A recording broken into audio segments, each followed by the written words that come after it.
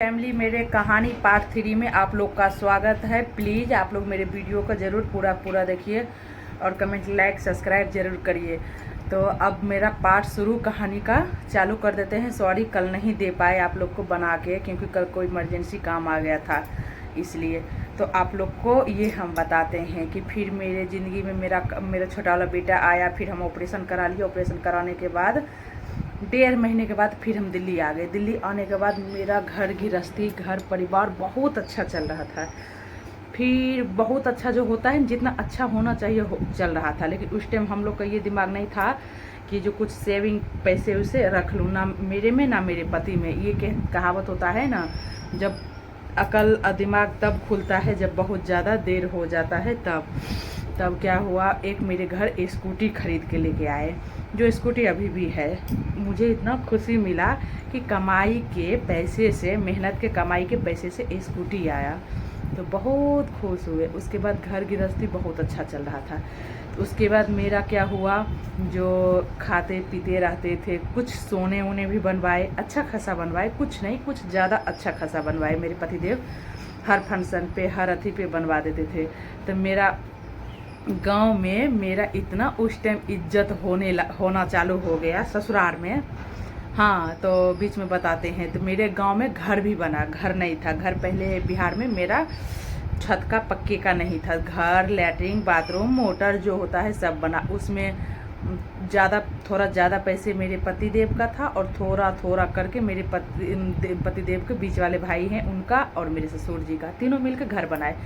फिर भी सब अच्छा चल रहा था। फिर हम गांव कभी भी जाते थे, जल्दी जाते थे। उतना भी अब थोड़ा देर से जाने लगे, क्योंकि अब वहाँ पे मेरा आगे कहानी में बताएंगे क्यों नहीं जाते हैं। तो मेरे घर में इतना मुझे पूछ होने लगा सबके तरफ से, ननद, देवर। उसके बाद देवरानी उस टाइम नहीं थी, झूठ नहीं कहेंगे, क्योंकि मेरी देवरानी उस टाइम नहीं थी। मेरे एक भी देवर का शादी हुआ नहीं था, सब छोटा था, उतना भी बड़ा नहीं था, नॉर्मल था। उसके बाद मेरी सास मुझे इतना मानने लगी। ससुर भी ठीक ठाक मानते थे, सब मुझे बहुत मानते थे, क्योंकि उस टाइम वो लोग के लिए जाता था ना पैसे। किस लिए मानते थे? पैसे के लिए। तो उस टाइम जो है, जो मेरा जो क्या बताऊँ आप लोग को, कभी घर में कहते थे ये नहीं है तो तुरंत दे देना, कभी घर में वो नहीं है। ससुराल में मेरा इज्जत बढ़ते गया। फिर मेरी छोटी वाली ननद का शादी का बारी आया। तो शादी के बारी आया तो एकदम अच्छा से धूमधाम से हम लोग गांव गए। और मेरा लड़का दोनों था, ज़्यादा बड़ा नहीं था, छोटा ही था। तो हम लोग का जात में, हम लोग हैं भूमिहार, आप लोग को पता है भूमिहार, राजपूत, ब्राह्मण, ये सब के जात में जनेऊ पड़ता है, पीली धागा जिसको कहते हैं। तो हम लोग का जनेऊ देना बहुत मन था, कि मुझे शौक कि अपने बच्चे को हम छोटे में जनेऊ दे दूँ। बहुत अच्छा लगा था। इतनी खुशी क्या बताऊँ, बहुत ज़्यादा खुशी हुआ। उस टाइम खुशी का ठिकाना नहीं था, क्योंकि चारों तरफ से मान, आदर, पैसे उसे नॉर्मल, ये नहीं इसके खूब अमीर थे। मतलब ज़िंदगी में सब कुछ अच्छा चलने लगा, अच्छा धीरे चलने लगा। मेरे पतिदेव को लगा कि ऐसे ही ज़िंदगी चलेगा ही, मेहनत कर रहे हैं चलेगा। तो अपने लड़का के जनेऊ दिए, ननद का शादी की। आप लोग को पता ही है बिहार में कितना दहेज लगता है, कि ये सब कुछ करके एकदम धूमधाम से अच्छा से की, जैसे शौक पूरा होता है, बिल्कुल अच्छा से शौक पूरा कर लिए। उसके बाद जहाँ बीच में जो था घूमना फिरना, घूम फिर भी लिए हर जगह।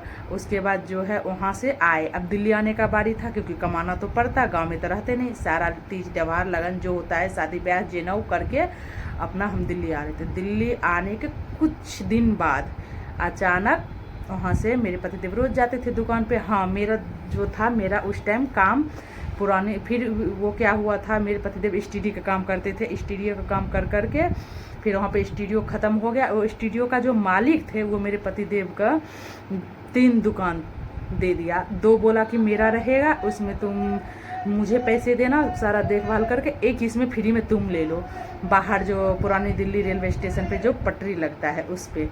तो मेरा दुकान दौड़ी खूब अच्छा चल ही रहा था। बीच में अचानक शादी करने और इतना खर्चा करने के बाद तुरंत बिल्कुल दिल्ली आने के बाद दुकान दौड़ी बिल्कुल बंद हो गया। लगा जैसे कि शॉर्ट ही लगा। और शादी ब्याह में कितना खर्चे होता है इधर उधर से लेके, जो आप लोग जो किए होंगे उनको तो पता ही होगा। तो अब क्या करूं, दिमाग जो भगवान के लिखा हुआ तो कोई नहीं टाल सकता है। फिर उस दिन से जो मेरा उल्टा गिनती चालू हुआ, फिर ज़िंदगी संवरने का नाम ही नहीं लिया, नाम ही नहीं लिया, नाम ही।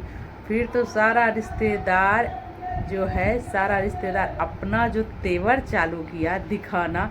इसीलिए लोग कहता है कि भगवान जी ने बुरा वक्त भी इंसान का लाना ज़रूरी है, क्योंकि उसमें ये पता चल जाता है कि कौन आपका अपना है, कौन पराया है, सब कुछ पता चल जाता है। तो फिर अपना जो है, मेरे घर का जो है सारा लोग बिल्कुल मेरा साथ छोड़ दिए, बिल्कुल जो कहता है बिल्कुल। तो बीच में जो है हम कुछ पैसे जमा करके इकट्ठे करके थोड़ा मोड़ा करके रखे। तो फिर मेरा मन था कि मेरे बच्चे ना अब थोड़ा सा बड़ा होने लगा तो उसको पढ़ाई, मेरा शौक़ बहुत है पढ़ाई का, कि हम नहीं पढ़े, मेरे पति देव उतना नहीं पढ़े, तो देखो क्या भुगतना पड़ रहा है, मुझे बच्चे को पढ़ाना है।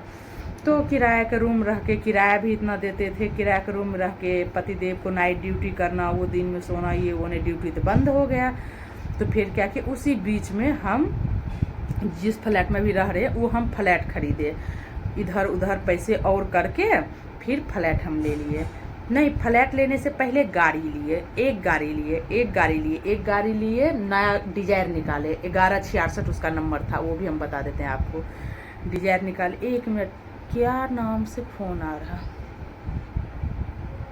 दिखाते हैं, 1 मिनट रुक जाइए।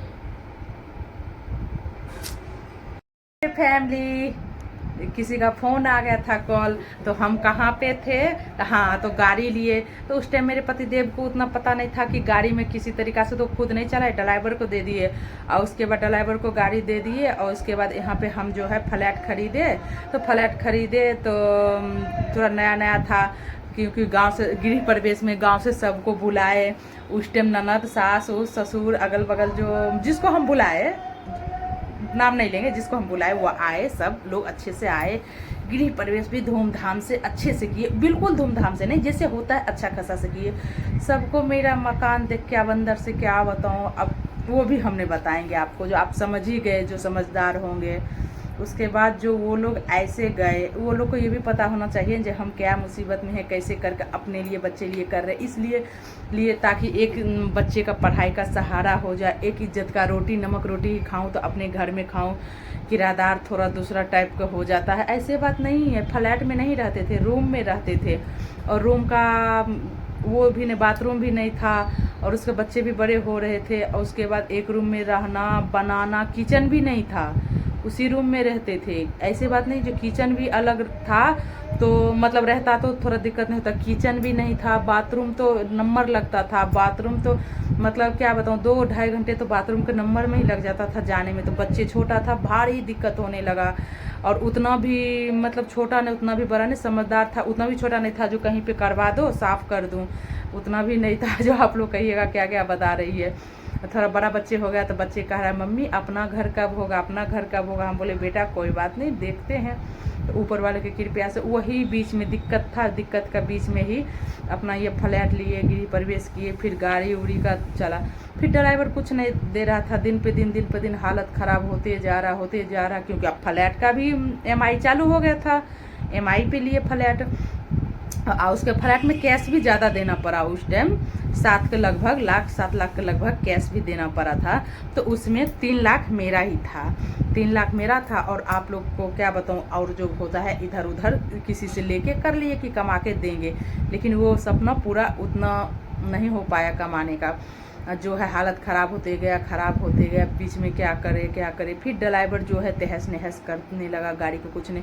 फिर एक और गाड़ी लिए कि गाड़ी को ही बढ़ाते, एक और गाड़ी लिए, 2 गाड़ी हो गया। वो गाड़ी था 8370, वो गाड़ी का नंबर बताते हैं, दोनों दिल्ली नंबर ही था। तो वो भी ड्राइवर लिया। अब इनको क्या समझाऊँ, उस टाइम मेरे पति देव और हमें भी ये नहीं था जो ड्राइवर अपने से चलाने में होगा। मेरे पति देव को चलाने के लिए ढंग से उतना अच्छे से नहीं आता था, लाइसेंस का। फिर क्या करूं, फिर अपने मेरे पति देव ने कहा कि नहीं, अब ड्राइवर को हटा के खुद चलाएंगे तभी रोजी रोटी चलेगा।